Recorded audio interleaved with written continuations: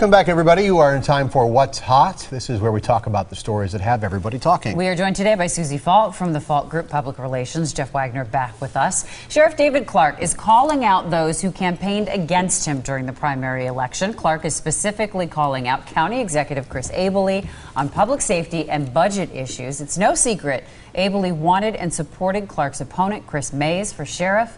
Should these two hash it out? Well, they've been hashing it out about everything under the sun. This is just the latest topic. Yeah, not going to happen. I mean, matter of fact, Charles Benson's piece last night was absolutely outstanding because somebody put $400,000 into the effort to try to defeat Sheriff Clark. All the reports suggest it's Chris Abele. Abele won't man up and acknowledge that it was money. Charles Benson asked him that 3 times. I mean, I think it would be much better if they just came out and publicly said, we don't get along. Yeah, Sheriff, I tried to take you out. I failed. Okay, let's move on. I agree with you. You know, and they don't get along. They haven't gotten along, but it's in the public's interest for them to get along, or at least to have a working relationship where they can get things done. You know, I wish that both of them wouldn't turn this personal at times. You know, I know there are budget issues that the sheriff is looking at. He wants some of the budget to be restored. I know it's really hurt his staff, and I feel sorry for him for that. But I think there is a better way than calling someone else names and attacking him personally. How do you handle this? I mean, when you've got two people who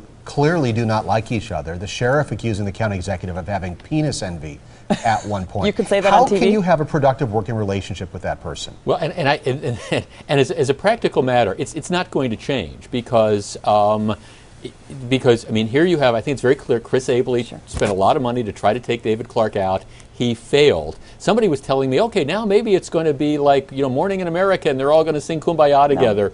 Well, one of them should be the bigger man and say, you know what, let's go have a beer behind closed doors. Let's not tell anybody. I think John Boehner and Obama did this. Let's talk. Let's see if we can hash through some things. It's in both of our interests politically. It's to serve the public, and we should do this. And I think that the public is getting tired of the back and forth. It's contest the issues, but don't start throwing personal insults around. Because then you never actually get to the issue. It's just the back and forth of like kind of schoolyard. I feel like we're back in the understand what all of sandbox. you are saying, but I'd like to eat all the vanilla ice cream I want and not gain weight. Ain't going to happen. Chris Abele and David Clark getting together anytime soon. So maybe they should ain't get in the happen. boxing ring. I don't know. I'd pay money to see that. Right. Sheriff's what, about 6'5"? Yeah. I think it would be an unfair match, right? Oh, I don't know. I wish they would talk. But. Coming up next, we got 4 more years of stories to cover. We got the viewer's choice topic of the day. And Brian got her back with another look at your forecast of the day. Again, we're joined by Susie Falk and Jeff Wagner from 620 WTMJ. Viewer's choice topic today. The violence continues in Ferguson, Missouri. Protesters demanding answers after the shooting death of what we're told is an unarmed teenager. President Obama appealing for calm for both protesters and police.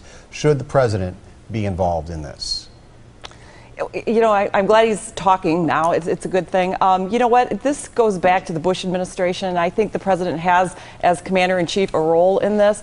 Back when Bush was president in Homeland Security, you know, they're looking at supplying the military around, or the police forces around the country with weapons of war grade level. You know, we got a lot of these very powerful weapons, 15,000, I think, into the hands of the police.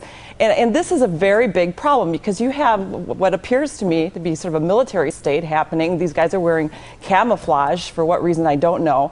And how can that calm down protesters? I don't know. So you don't think it's a case for martial law where the president needs to declare that, bring in the National Guard? I really hope it doesn't come to that. That's been put out there. Well, I mean, some agree. demands That's are being made scary. for that. That's scary. Hunger Games. The governor of Missouri has taken control of the situation now. He is moving the state police in to handle the police activity in Ferguson. I think I was very disappointed that President Obama chose to weigh in on this particular matter. I was particularly disappointed that he chose to criticize the police. And say, well, I don't think they should be arresting this type of person, or I don't think they should be arresting journalists or whatever. This is a very, very volatile type of situation, and I'm not sure the president's remarks ended up having the calming effect. I'd also, if the president wants to use his bully pulpit on issues like this, I'd like to perhaps see him talk about some of the violence that goes on in urban America on a daily basis, including, for example, the violence that goes on in his hometown of Chicago, where you have young men who are shooting young men at record numbers. Yeah, agreed. And I think that there's violence is a problem all the way you look at it. But I think that we do have a major problem right now happening. And I think that he can't sit there and not say anything. So I think he needed to speak out. You know, is this a racial issue? It may have started as one. Now it's become a real big mess. And when you have cops that are dressed like that, look at some of the pictures, Google that. That's quite frightening. And I hope we can somehow tamp down the amount of these weapons that these police forces have. Well, hopefully the state police can handle it and it doesn't escalate. This is not a problem with the police responding to the rioters and the looters. This is a problem with people who are looters and rioting. Not calm down when they see these guys in these huge so military trucks so what do you let them Uzis do? Just riot and and loot? camouflage with socks over their heads. But what do you let them do? Just riot and loot? I mean, that's the problem. Now, look, I understand there's legitimate protesters, but there's a lot of other people that are there because they want to take advantage of targets of opportunity and things like that. Right. And the How do you cops have to explain the answer police that. arresting the journalists who were in the McDonald's? Well, if the police instruct people to move along or do this or do that, and people refuse, I mean, this is a point in time where calmer heads need to prevail. There is such a thing as an unlawful order. There's lawful orders and there's unlawful orders. And if these police came in that McDonald's last night and took reporters who were just sitting there having a cheeseburger trying to file a story and said, all right, time to get out of here or you're going in. Okay, well, then what you do is you investigate the situation, but none of us exactly know the facts, including none of us exactly know what it was that started this whole thing, who was in the right, who was in the wrong. I agree, it sounds to me like you have a police officer, based on what we know, that probably that behaved in an inappropriate, maybe illegal fashion, but that doesn't justify what's going on. I think we can all agree, though, it is a mess. We got to be Well, and I think the state is doing the right thing to sort of calm Let's things see down. how tonight goes with somebody new in charge. All right, time for our lightning round. A picture of a baby with a pacifier duct taped to her mouth. It says people upset. An Ohio grandmother put the tape on the baby as a joke, posted it on Facebook. She also posted a picture of the baby in a cooking pot surrounded by potatoes.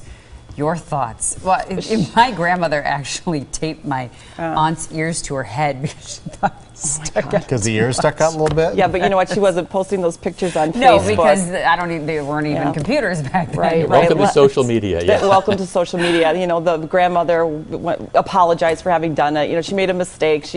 I think she likes to pose this kid, obviously, in cute little poses and take pictures. And her big mistake was she put it on Facebook. You think it's cuter than duct tape, let me tell you. I don't think that was pretty. That was not cute. It reminded me of Hannibal Lecter from Silence of the Lambs. I mean, it's like, okay, what are they? Right, that is one where you do want to say, Grandma, what were you thinking? I'm not sure how the baby's going to feel when they grow up and look at those pictures. Why did you think this was a good idea? Yeah. You got a Silence of the Lambs quote for us, Jeff?